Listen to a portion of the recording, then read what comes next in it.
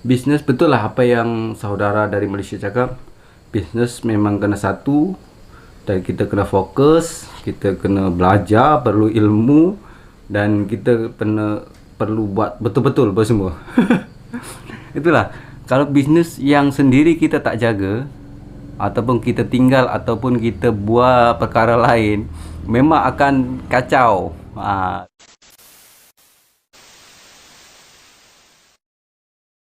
Assalamualaikum semua, selamat sejahtera, salam kasih sayang.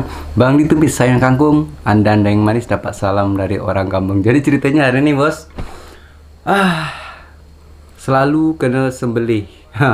Jadi macam orang ingat kita ni bodoh lah bos. Yang sebenarnya bagi saya lah, berurusan dengan saya, kalau kalau senang kita akan lanjut, kita akan sambung. Kalau tak okey, memang kita akan putus macam itulah bos. Jadi kita bagi sedikit. Contohlah, mungkin anda percaya atau bersetuju dengan saya. Apa yang saya cakap ialah seseorang akan nampak perangai dia yang sebenarnya kalau dia nampak duit ataupun pegang duit. Jadi orang kalau pegang duit, orang kita bagi dia peluang untuk uruskan duit, dia akan keluar perangai yang sebenarnya. Mungkin anda setujulah. Sebab ini yang saya alami bos, ini yang berlaku dalam beberapa urusan yang saya buat. Jadi macam yang dahulu kita buat video pasal kena sembelih, pasal bisnes kambing. Orang ingat kita ni bodoh, biarlah. Ya tak? Yang sebenarnya kita nak test ataupun kita nak tahu perangai orang yang sebenarnya sebelum kita betul-betul ada macam peluang yang besar ataupun bisnes yang besar. Jadi memang ramai orang yang pandai, ramai orang bijak, tapi hanya sedikit yang jujur. Jadi macam saya pernah buat video dahulu pasal kambing, ya tak? Kita tak tahu pasal kambing. Lepas tu kita lantik satu orang untuk membantu kita memilih kambing. Memilih kambing mana yang gemuk, mana yang cepat besar. Tapi last dia jumpa dengan orang yang jual kambing. Dia minta komisen dekat yang jual kambing. Sebab orang ni minta komisen, jadi penjual kambing potong kita. Ya tak? Yang sepatutnya harga 1000 dah jadi 1050. Sebab RM50 tersebut, contohlah, RM50 tersebut nak bagi dekat orang yang bagi dia customer. Atau hantar customer ataupun ambil customer, ya tak? Itulah bos. Yang kedua ialah kena sembelih lagi pasal beli lori. Jadi ceritanya kita beli lori dekat Facebook, dan ada orang yang kata jangan beli lori dekat Facebook ataupun pilih-pilih lori. Setakat tanya pun tak payahlah, sebab di dalam Facebook tersebut ataupun dalam marketplace, semua orang yang ada di dalam tersebut ialah bolehlah disebut makelar ataupun dalam bahasa Malaysia senang cakap ialah ulat. Jadi macam ulat tiket macam tu tak? Jadi ada seseorang tersebut meminta ataupun bagi tahu dekat saya jangan beli dekat Facebook ataupun mana-mana yang online sebab dia semua ni ulat.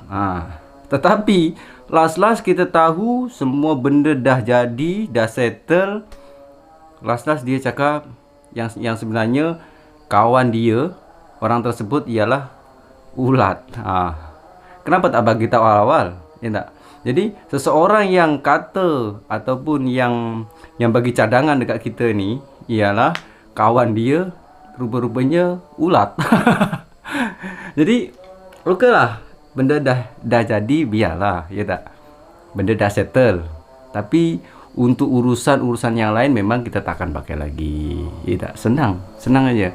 Macam dahulu saya dekat Malaysia, kalau tak ngam dengan satu bos, okey, tak ngam pasal gaji ke, pasal dia punya mulut ke, pasal dia punya kerja ke, okey, tak payah cakap banyak-banyak. Okey, kira gaji, saya akan pergi cari lain bos, ya tak?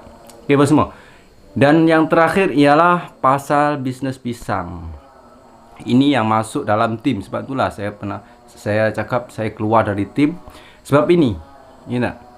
Jadi ceritanya, okeylah, saya akan bagi contoh harga ringgit biar cepat faham ataupun biar senang faham. Jadi ceritanya Harga dari petani ialah RM7, ya tak? Okey.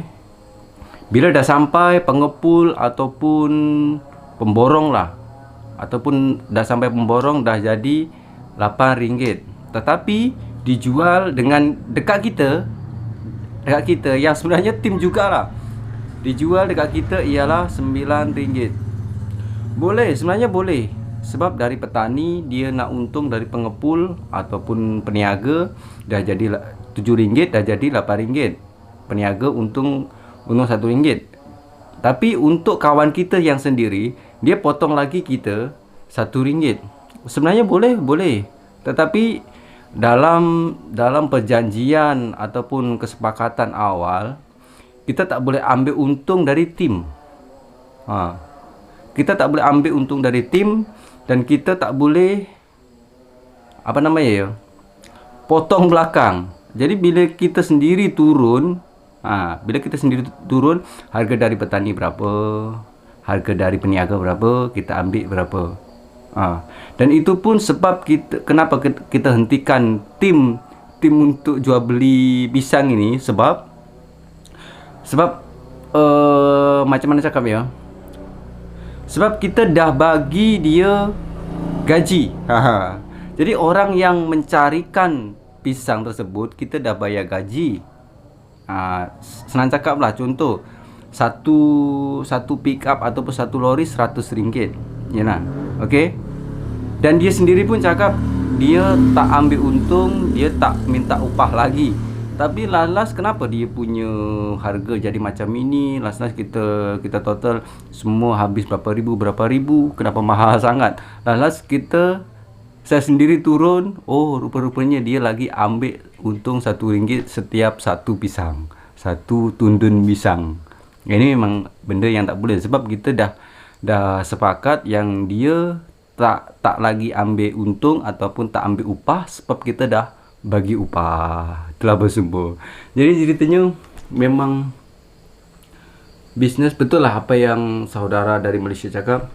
Bisnes memang kena satu, dan kita kena fokus, kita kena belajar, perlu ilmu, dan kita perlu buat betul-betul bersumber.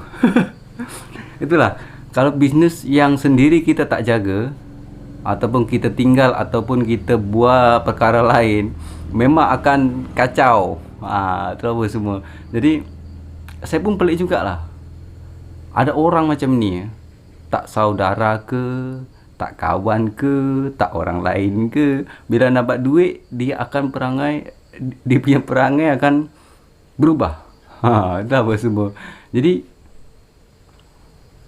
okeylah. Baik semua, sampai jumpa lagi. Assalamualaikum warahmatullahi wabarakatuh.